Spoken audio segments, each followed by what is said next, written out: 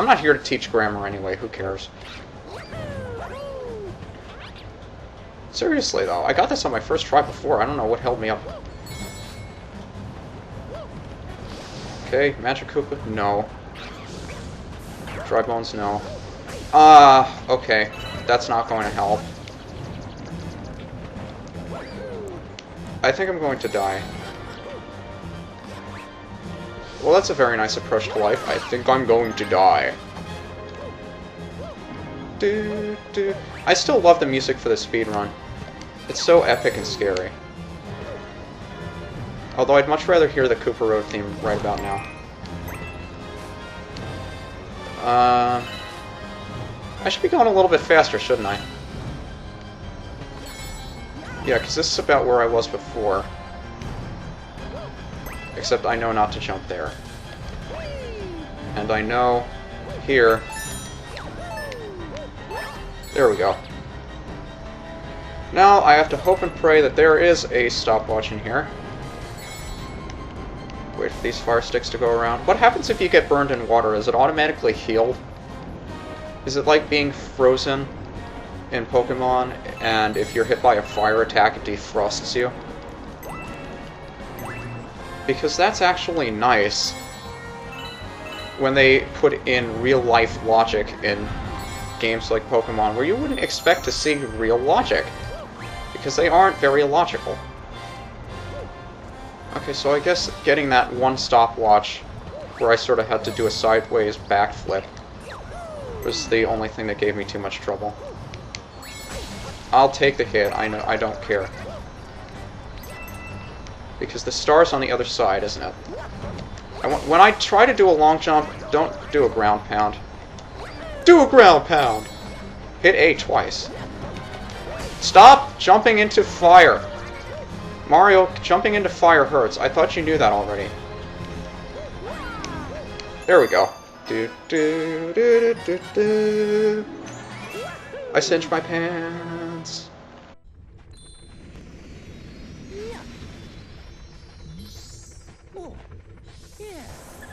I got my 80th star.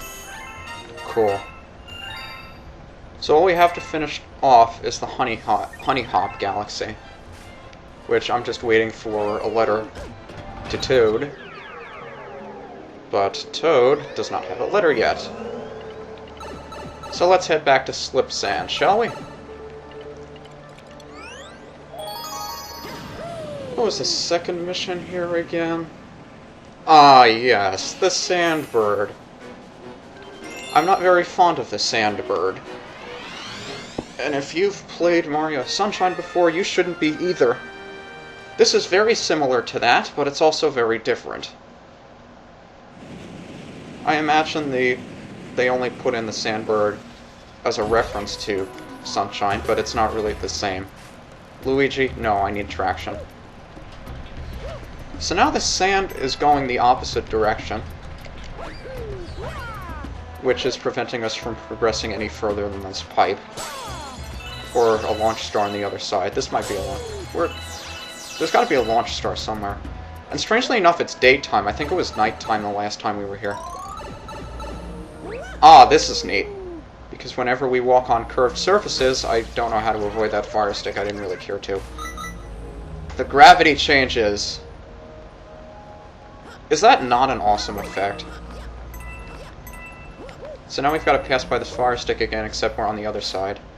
And we have effectively changed gravity over here. So, what you want to do is run up here. Actually, no. I forget how I did this before. All I know is that pipe is death. Well, it's not death, but it makes this a lot harder than it has to be. So, why don't I try wall kicking here and spinning to the pipe? That should work. No. Let me time this just right. Wall kick.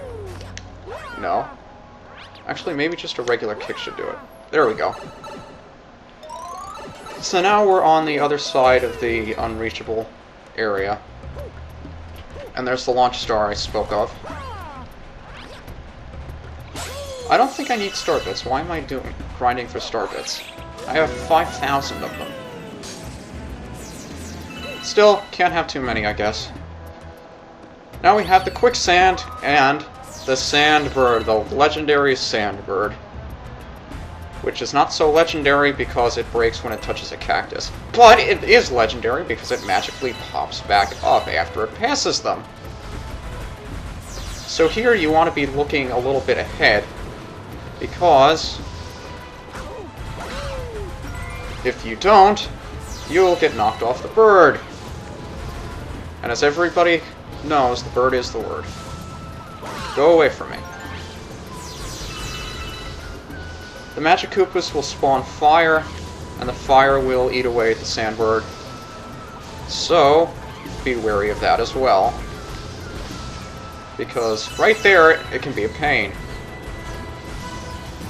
Now the sandbird's going to speed up a little bit, so be careful of that. But I believe when you jump, you are still moving with the sandbird, which defies physics, but I'm thankful that it does, because this would be a lot more difficult if you were not moving when you jumped. Especially right here. And right there.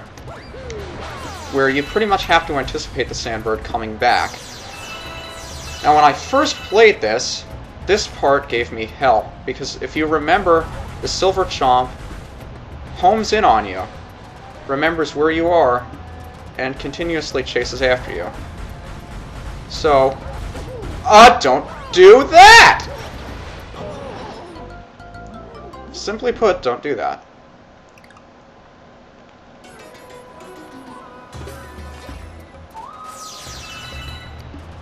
Kind of cool how the sandbird gives a whistle before it moves. I didn't realize that before.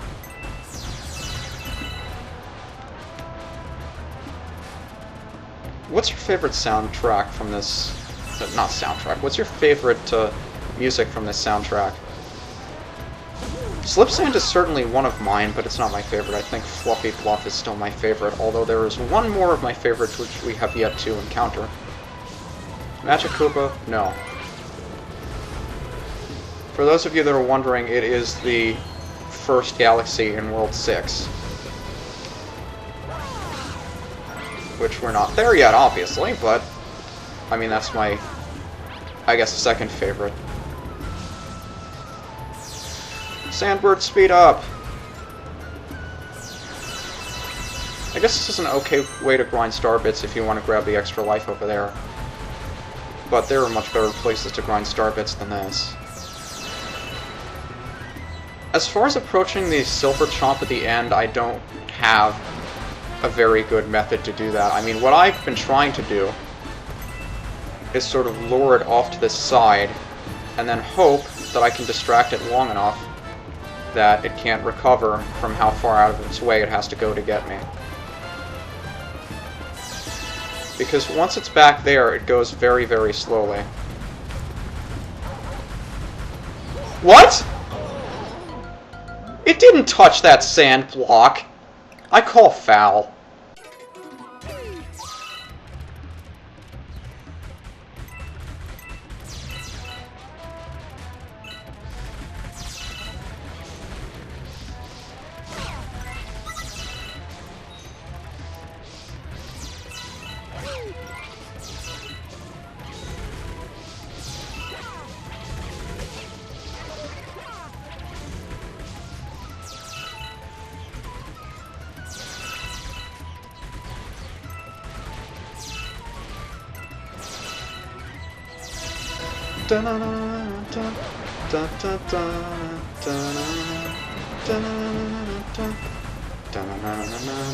Silver Chomp. Go away from me! Go away! Go away! I don't like you! No one likes you! No one likes you! Go away from me! Star! Sweet salvation. Oh, I hate that Silver Chomp so much. It's like staring into Jaws' silver teeth. Were they silver? I don't even remember. I got my 81st star.